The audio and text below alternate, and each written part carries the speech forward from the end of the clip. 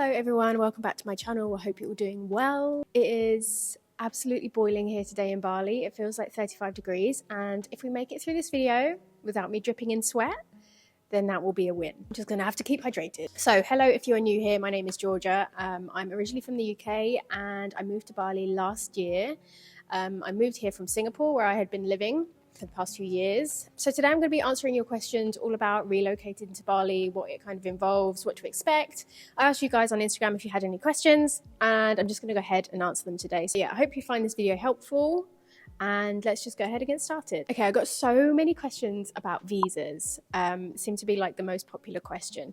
So if you are Singaporean, if you've got a Singaporean passport, you can actually come to Bali on a 30-day visa. If you actually buy a visa on arrival, then you can extend it. You can stay here for up to 60 days. I will leave a link down below to like visa on arrival information so that you can check, because obviously it depends on what passport you're carrying. And obviously if you want to get a kitas, which is a visa which allows you to stay longer in Bali, but there are so many different types of kitas that are available now, and honestly they are changing all the time. I can barely keep up. So for example, you could get one for investment if you're going to be investing in Bali, you could get one for retirement, and everyone's situation and circumstances are going to be different.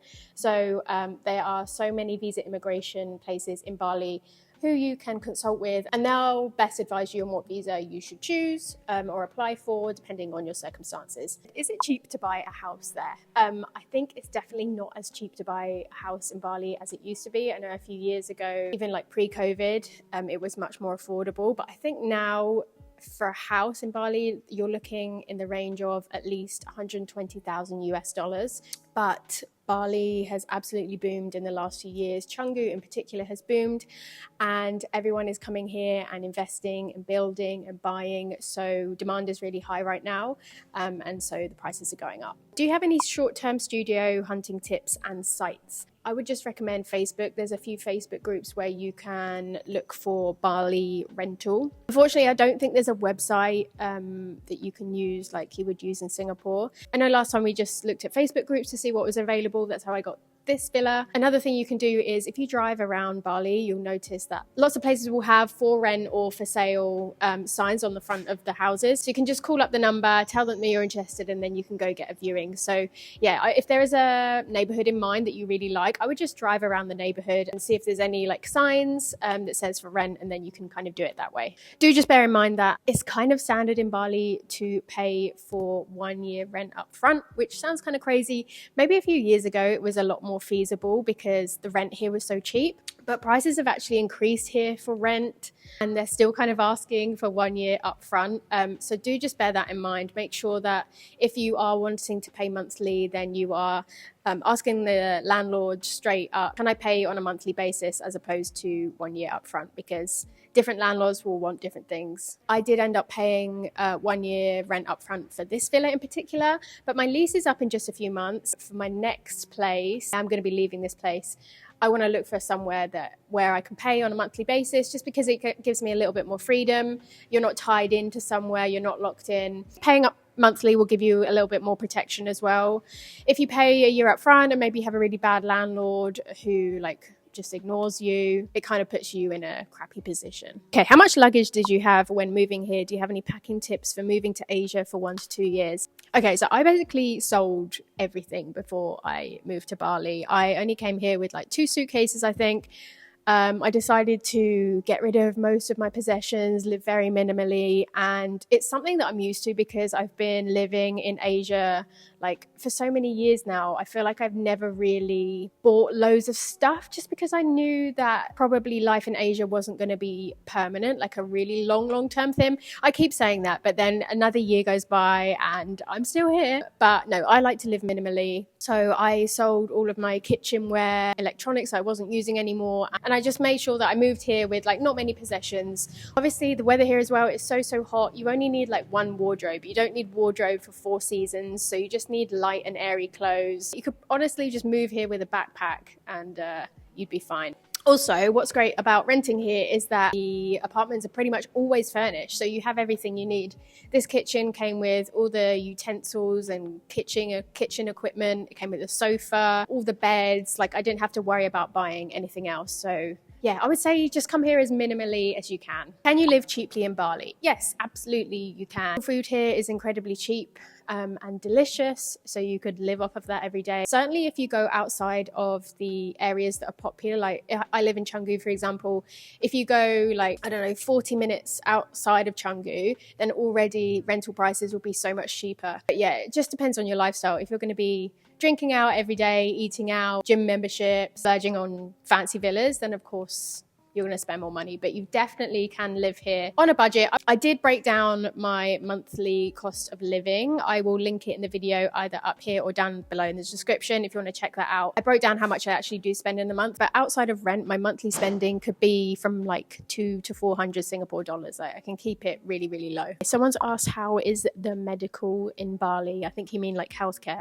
I would obviously recommend to everybody that you make sure you have got health insurance before you come here. I actually use a company called Safety Wing. They have a nomad insurance, which means that when you're in Bali, you can actually purchase their health insurance. So I just pay for that on a monthly basis. So my dad actually came to Bali in December and he got a bit sick. So we took him to the doctor and they were great. They were really thorough. I will just say be careful because sometimes they can try to upsell for things that you don't necessarily need. Yeah, the healthcare seems to be good. Just please make sure that you have health insurance.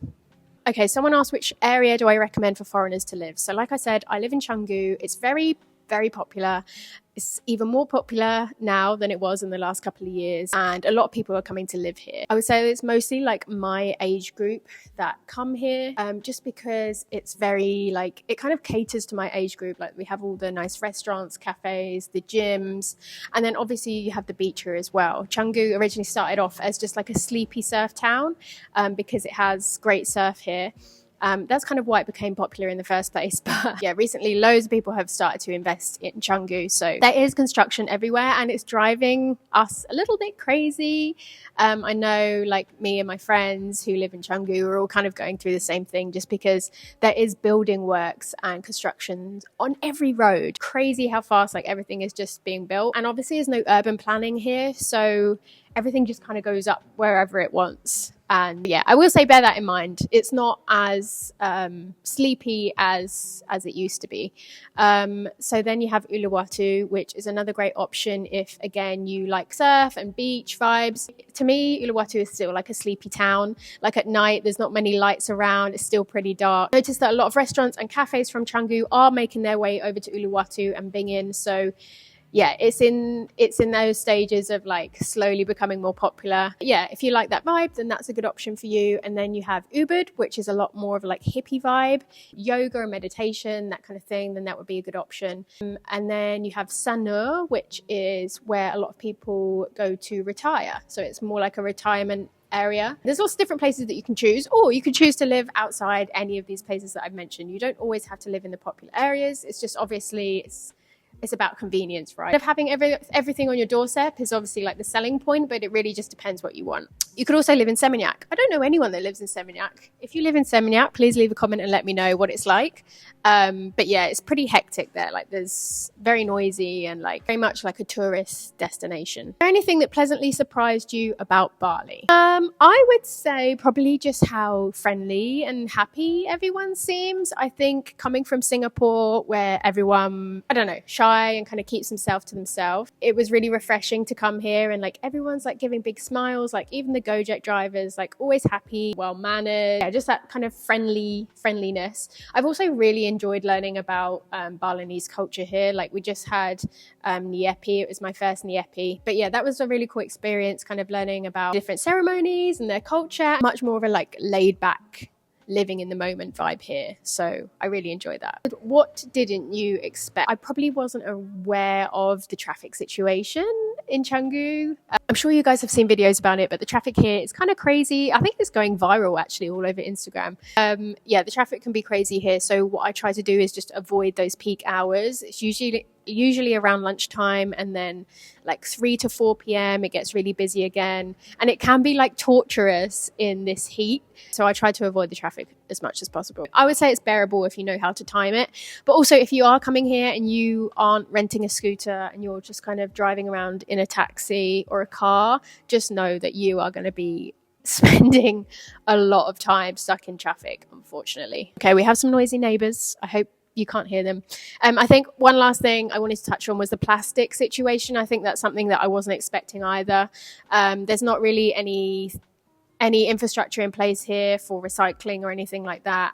Yeah, it can be like quite shocking to see the amount of trash and plastic that's on the beach or on the streets. I try my best to clean up when I can around me. Like, stuff gets dumped outside my house, so I have to like clean that up. Yeah, I wish that could be improved, but yeah, just if you're coming here, obviously, please throw your litter away and dispose of everything nicely. Oh my goodness. Okay, I think I'm going to wrap up the video, guys, because I'm not joking. I'm literally slipping on the floor.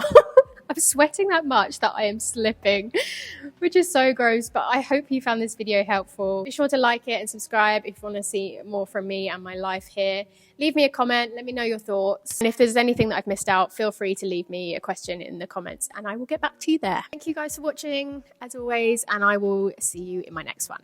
Bye, guys.